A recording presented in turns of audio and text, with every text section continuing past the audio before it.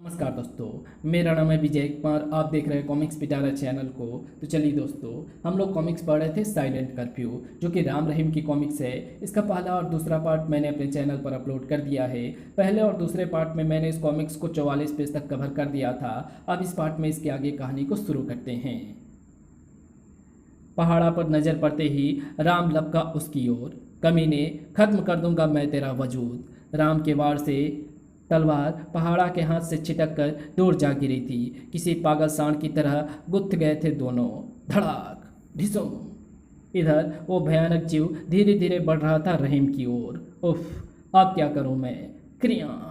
मौत हर पल निकट आती जा रही थी। अगले पल उसका हाथ जा टकराया पास से गुजर रहे बिजली के तार से। हैं? बिजली का तार? इनका यहाँ क्या काम? समझ गया, पहाड़ा ने जरूर ज्वालामुखी में अपना गुप्त अड्डा स्थापित कर रखा है और ये वायर उस अड्डे को बिजली सप्लाई करती है।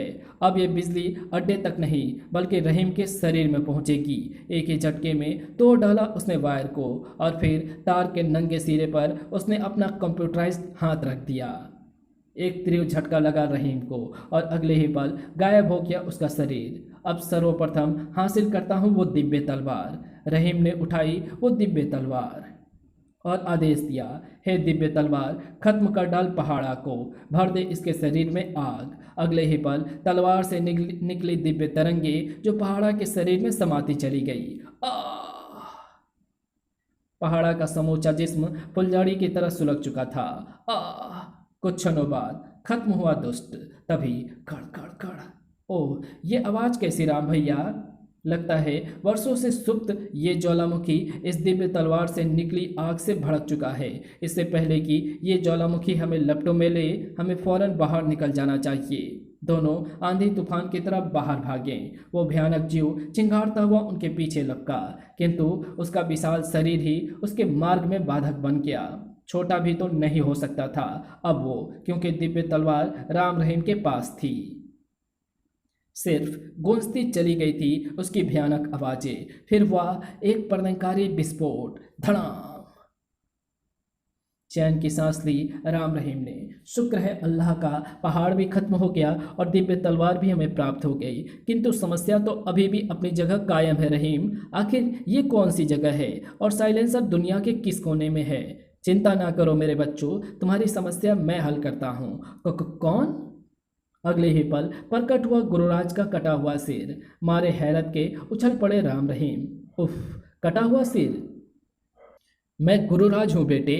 आप कौन है महात्मन? पहाड़ा का गुरु।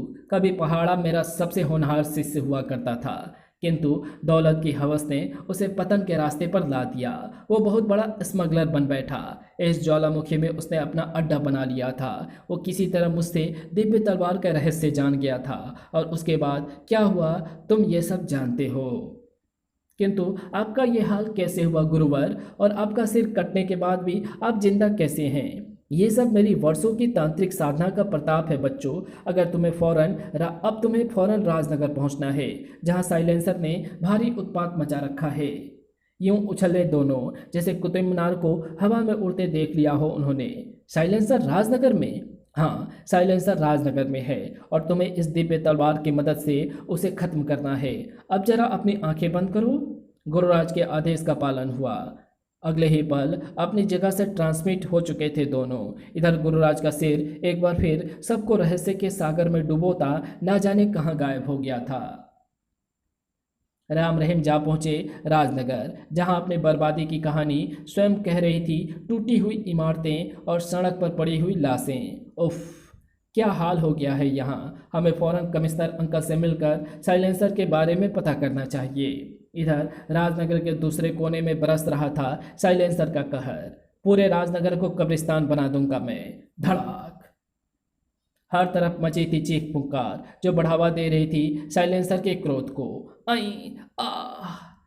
राजनगर का पुलिस मुख्यालय। राम रहीम, अब तक कहाँ थे तुम? और ये तलवार कैसी है तुम्हारे साथ में? अंकल, ये दिव्य तलवार साइलेंसर का वध करेगी। दिव्य तलवार? तब राम ने दिव्य तलवार के बारे में सारी कहानी कमिश्नर को कह सुनाई। ओह, तुम नहीं जानते बच्चों, ये तलवार प्राप्त करके तुमने राजनगर की जनता पर कितना बड़ा एहसान किया है।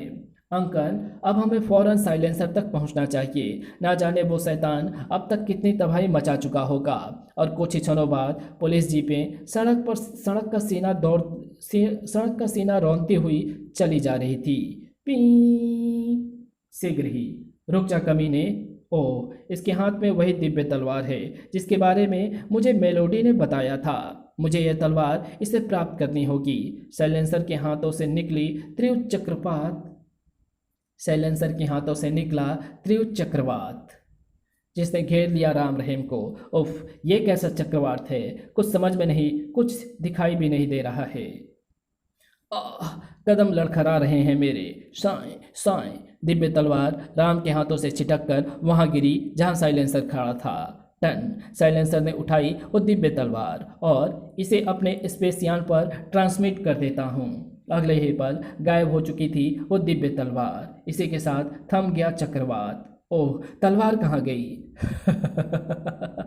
तलवार की फिक्र छोड़ लड़के और अपनी जान की खैर मना। कहर कहर टूट पड़ा था साइलेंसर का। धड़ाम धड़ाम बमों की तरह फट गई थी पुलिस की गाड़ियां। तभी वहां गूंजी मेलोडी की आवाज़। साइलेंसर, तलवार तुम्हारे स्पेस यान में पहुंच चुकी है। अब तुम फौरन स्पेस यान में पहुंचो। किंतु इन दोनों का खात्मा करना है मुझे। इन्हें फिर कभी देखना। पहले हमें सन्नाटा ग्रह पहुंचकर अपना कार्य पूरा करना है। मेलोडी की आवाज़ में आदेश का पूर्ण था। साइलेंसर के पैर खुद ब खुद जंगल की तरफ बढ़ते चले गए। ये जंगल की तरफ भाग रहा है।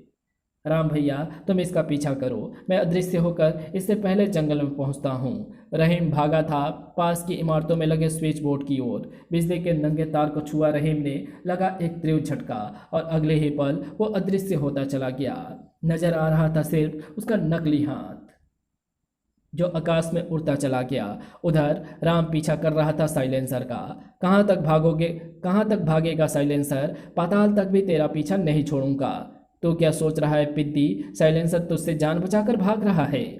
तेरी इस गलती की सजा मौत के रूप में मिलेगी तुझे, एक भयानक मौत के रूप में। बाल बाल बचा था राम। भड़ाम। उफ, एक क्षण की भी देरी घातक सिद्ध हो सकती थी, लेकिन अब मैं इसे छोड़ूंगा नहीं। पहिया उठाया राम ने और ये ले शैतान, हवा में लहराया पहिया। जूं। और तीव्र गति से जा टकराया साइलेंसर से। धड़ाक। फिर आया दूसरा पहिया। तुझे संभलने का मौका नहीं दूंगा मैं कमीने। जू। साइलेंसर के हाथों ने उगली किरणें परखच्चे उड़ गए थे पहिए के। फिर किसी चक्कर घिन्नी की तरह तेजी से घूमता हुआ राम की तरफ बढ़ा साइलेंसर। तुझे पीस कर रख दूंगा लड़के। घर। मौत हर पल राम के निकट पहुंचती जा रही थी। उफ, अब क्या करूं मैं? तभी राम की नजरें टिक कर रह गई उस वस्तु पर। अंतिम उपाय। इधर रहीम का नकली हाथ नजर आया वहां जहां स्पेसयान खड़ा था। ये स्पेसयान साइलेंसर का होगा। तलवार भी इसी में होगी। स्पेस में डूबे सस्पेंस में डूबे रहीम ने स्पेसयान में प्रवेश किया। अंदर का दृश्य देखते ही रहीम की बाँछें खिल उठी। आहा, वो रही तलवारें। बिजली की तेजी से उठाई उसने वो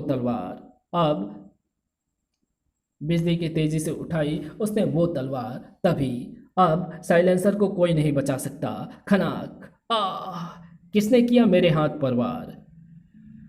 लगता है कोई मुझे रोकना चाहता है। मुझे जल्दी से बाहर निकल जाना चाहिए। रॉकेट की तरह तलवार थामे स्पेसयान से बाहर निकला रहीम का हाथ।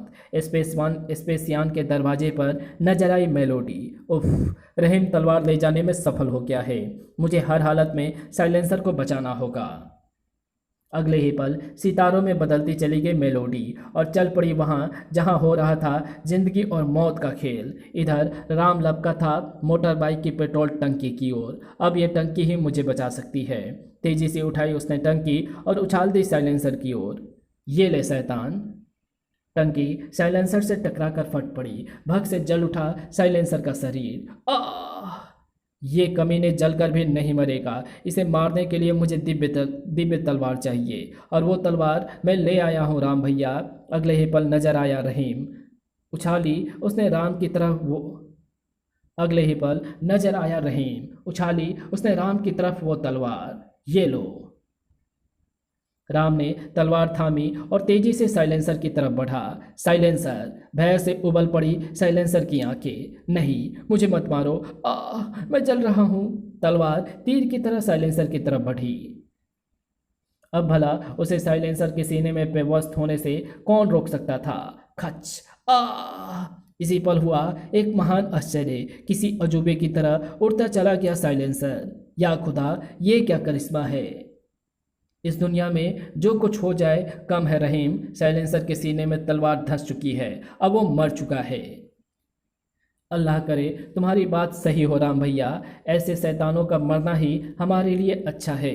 फिर दोनों लौट चले राजनगर की ओर। अपने दिमागों में अनेकों प्रश्न लिए। कौन था वो जिसने मुझ पर इस स्पेसयान में हमला किया था। आखिर तलवार धंसने के बाद भी आकाश में उड़ता कैसे चला गया साइलेंसर। इधर जंगल का कोना कोना एक बार फिर स्पेसयान की तीव्र ध्वनि इधर इधर जंगल का कोना कोना एक बार फिर स्पेसयान की तीव्र ध्वनि से गूंज उठा। कर्र। चौंक उठे थे राम रहीम भी। यह आवाज़ कैसी। लगता है साइलेंसर जिस स्पेसयान में बैठकर पृथ्वी पर आया था वो अब अंतरिक्ष में उड़ चला है। इधर स्पेसयान के अंदर। नहीं साइलेंसर, मैं तुम्हें इस तरह नहीं मरने दूंगी। तुम्हें जिंदा रहना होगा। मेरे ख्वाब को पूरा करने के लिए तुम्हें मैं जिंदा करूंगी। तुम एक बार फिर पृथ्वी पर लौटोगे साइलेंसर, और तब पूरे पृथ्वी पर लगेगा साइलेंट कर्फ्यू। अंतरिक्ष की अनंत गहराइयों में खो चुका था स्पेसयान। इधर राजनगर में दौड़ गई खुशियों की लहर। भगवान का लाख लाख शुक्र है साइलेंसर मारा गया। साला मेरी 10 लाख की मशीन तोड़ गया। राजनगर पुलिस मुख्यालय भी खुशी की इस लहर से अछूता नहीं था। वेल डन माय बॉय, तुमने पृथ्वी को बहुत बड़े खतरे से बचा लिया। ये तो हमारा फर्ज था अंकल। खत्म हो चुकी थी साइलेंट कर्फ्यू और राजनगर एक बार फिर भारी कोलाहल में डूब गया था। P P. उफ, अगर इसी तरह शोर बढ़ता रहा तो एक दिन हम सचमुच बहरे हो जाएंगे। काश एक बार फिर आए साइलेंसर और लगा दे साइलेंट कर्फ्यू। उछल पड़ा रहीम। ना बाबा ना, ऐसे ही सही है। कहानी बनकर रह गया था साइलेंसर। एक था साइलेंसर, उसने लगाया था राजनगर में साइलेंट कर्फ्यू। ये कॉमिक्स विशेषांक आपको कैसा लगा, अपनी राय हमें ज़रूर कमेंट में लिख करके बताएं। तो मिलते हैं आपसे किसी और नई वीडियो में, तब तक के लिए बाय। और चूंकि इसके आगे के कॉमिक्स जो है वो मैंने पहले ही अपलोड कर दी है, इसलिए इसको मैं देरी से अपलोड कर रहा हूँ, तो इसके लिए एक्सट्रीमली सॉरी। तो मिलते हैं इसकी अगली कॉमिक्स में, तब तक के लिए बाय।